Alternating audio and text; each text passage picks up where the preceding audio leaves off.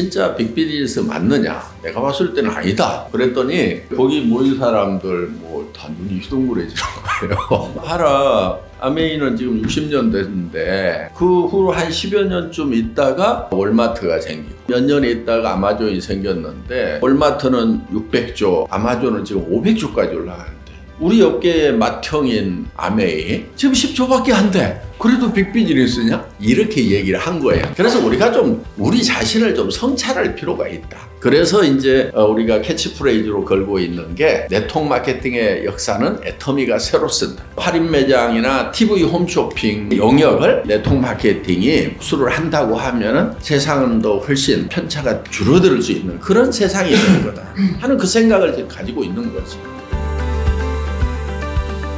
요즘처럼 어려운 경기 상황 속에서도 새로운 미래에 대한 지평을 뚫고 그것들에 대한 지평을 제시하는 기업을 공익기업이라고 얘기를 하거든요. 근데 애터미가 절대품질, 절대가격이라는 경쟁의하고 성공의 민주화라고 하는 기업의 존재 목적이라고 하는 게 시즈라고 날줄로 결합이 돼서 다른 데서 카피가 안 되는 탭스트리가 만들어지고 이게 비전으로 제시가 되고 이게 구성원들 마음속에 심어져서 이제 제시하는 형태로 지평들이 끊임없이 이렇게 올라가고 있는 형태인데 하나의 기업이 성장하려면 돈을 벌어야 되잖아요. 많이 벌면 많이 벌수록 더 빨리 크는 건데 그것을 생산자, 중간 유통업자, 소비자 이 단계에 골고루 이익을 줘가면서 성장한다.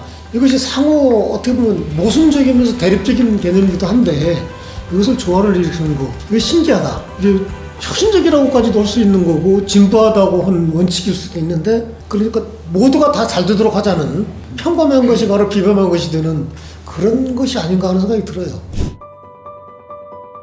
보통 마케팅에서 차별화 전략 그러면은 두 가지를 다 추구하지 않아요. 양자택일을 합니다. 저희는 양자택이라는 말을 만들어 가지고 둘을 다 추구를 해보자 하는 쪽으로 이렇게 간 거고요. 그러니까 이 보통 마케팅 교과서에서 얘기하는 차별화 전략의 개념하고는 조금 다른 개념으로 간 거죠. 물론 대량 생산을 통해 가지고 엄청난 원가 다운을 하고 막 이렇게 했던 부분들도 있지만은 근본적으로는 제가 원가에 대한 개념이 있으니까 설득이 가능한 거죠. 전략에서 얘기할 때 프라이스 리더십이라고 해서 가격을 다운시키는 으로 나갈 것인지 아니면 품질을 차별화시켜가지고 디퍼런시에이션으로 나갈 것인지 이것들에 대한 싸움이거든요. 그런데 회장님 같은 경우는 본인이 엔지니어였었기도 하고 지금 그 네트워크 마케팅 사업을 하기도 하시고 일종의 양손잡이처럼 그게 직조가 돼서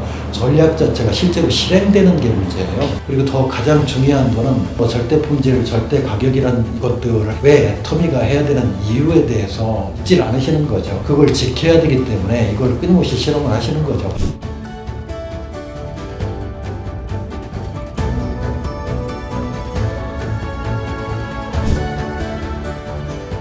소비자 중심 경영에 선정이 됐다. 그건 공적인 인정이거든요. 다른 네트워크 마케팅, 경쟁사 또는 그보다 좀 적은 회사들 그런 다른 회사들까지도 굉장히 그 수강효과를 노리게 되는 그래서 소비자한테 신뢰를 주는 그런 효과가 있는 거라서 굉장히 큰 의미가 있는 것입니다. 저희도 한국유통법학회에서는 또 2018년도에 유통혁신 대상이라는 것을 수여를 했는데요. 대한민국의 전체 유통 채널에 있는 모든 기업을 대상으로 해서 하나의 기업한테만 주거든요. 해당 채널에서 적어도 4위, 5위 내지 3위 안에 드는 기업, 그 다음에 아무런 그 소비자 불만이나 사회적 무리를 일으키지 않는 기업, 그러면서도 앞으로도 계속 성장할 수 있는 기업, 이런 기업 중에서 뽑거든요. 제 1위로 뽑은 데가 GS 리테일이었어요. 근데 그 다음에 바로 애터미가 시상이 됐는데요. 2회죠. 대통령 표창도 받아보고 했는데 그동안 10여 년간 맺힌 게 있어가지고 훈장을 받는 것보다 우리 공정거래위원장님 상을 꼭 한번 좀 받아야 되겠다. 그렇게 했는데 이제 공정거래위원장님이 이제 소비자 중심 경영 중에서도 우수 업체라고 상을 준다고 그래서 제가 우리 대표이사가 댁에 가서 받아오고 그랬는데 이번 제가 직접 가서 받겠다고. 애터미는 이렇게 일하는 방식을 보면 회사 전체가 실험실하고 비슷해요. 하는 일들이 뭔가 이렇게 정해진 답이 있는 게 아니라 본인들이 답이라고 하는 것들을 먼저 만들어내고 그게 답이라는 걸 사람들한테 각인시키는 프로세스로 일을 하는 경우가 상당히 많거든요. 실제로 이렇게 요즘에 돌파구를 마련하는 기업들의 성장의 동력은 실험이에요. 뭔가 전례가 없기 때문에 하여튼 본인이 이렇게 개념적으로 만들고 이걸 사람들한테 답으로 이렇게 설득을 시키기 위해서 수도 없이 많은 실험들이 이루어진다고 생각이 되고요.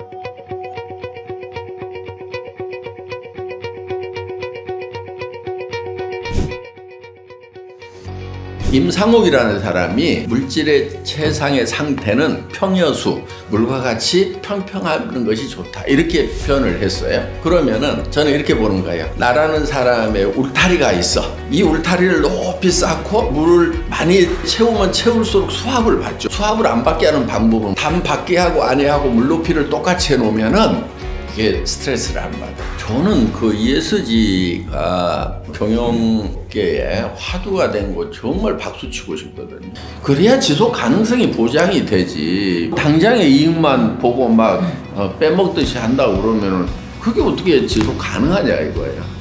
그래서 지속 가능성을 당연히 생각을 하는 그런 차원에서 사회에 대한 기여도 해야 되고, 이런 형태가 글로벌에서는 기업의 새로운 표준이고 새로운 지평을 제시하는 방식이거든요. 그런데 한국에서는 아직도 애터미 같은 회사가 뭘 의미하는지 대기업의 경영자들 잘 이해를 못하는 것 같아요. 이런 것들에 대해서 애터미가 좀 레버리지가 잘 돼서 스토리가 잘 알려져서 애터미가 작은 회사이긴 하지만 경영하는 방식이라든지 이런 걸 좀 배웠으면 좋을 것 같아요. 내가 주로 해야 될 것은 잘 나눠줄 수 있도록 하는 것. 그래서 생산업체에도 적정한 이윤이 가고, 또 소비자에게도, 중간 영업하는 사업자들에게도, 우리 직원들에게도, 또 전후방에 직접적으로 관여가 안 되는 사회적 약자들, 경제활동을 할 수 없는 사람들, 그 다음에 이 전체를 아우르고 있는 국가와 인류 사회에 균형 있게 잘 나누는 역할이 경영자로서 매우 중요한 역할이다. 이런 생각을 가지고 창업을 했었죠. 지금도 그 생각은 계속 가지고 있습니다.